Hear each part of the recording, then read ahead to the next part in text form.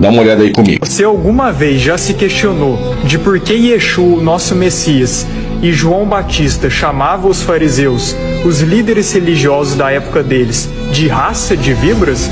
De qual é o significado dessa expressão? O termo raça de víbora no original significa literalmente descendentes da víbora, filhos da víbora ou da serpente, e se refere a uma descendência física, uma descendência genética. Mas aí você pode se questionar agora, como assim seres humanos são filhos literais genéticos de uma cobra?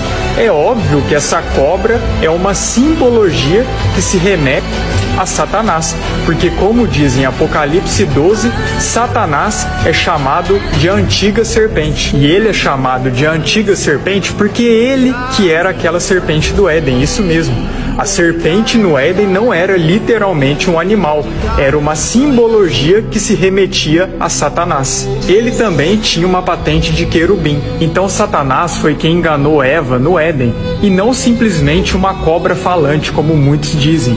E Satanás, enganando Eva, conseguiu implementar a sua semente no ventre dela. Por isso que em Gênesis 3, no verso 15, está escrito o seguinte: E porei inimizade entre ti e a mulher, e entre a tua semente e a sua semente. Esta te ferirá a cabeça e tu lhes ferirás o calcanhar. Que ato que faz com que a mulher engravide e ainda sofra dores de parto? Acho que vocês sabem muito bem, não é? Dizem que o pecado que Eva cometeu foi comer uma maçã, mas não tem a palavra maçã nesses versos. O que se fala é um fruto proibido, e esse fruto proibido fez com que Eva se enganasse de Satanás e ainda sofrer como punição dores de parto. Aí eu pergunto, se Eva comeu uma maçã e esse foi o pecado, por que a punição dela foi sofrer dores de parto? Deixo aí a reflexão. Mas voltando então ao tema do início do vídeo, os fariseus eram chamados de raça de víbora porque eles eram filhos literais de Satanás. Por isso que Yeshua falava: vós tendes por pai o diabo.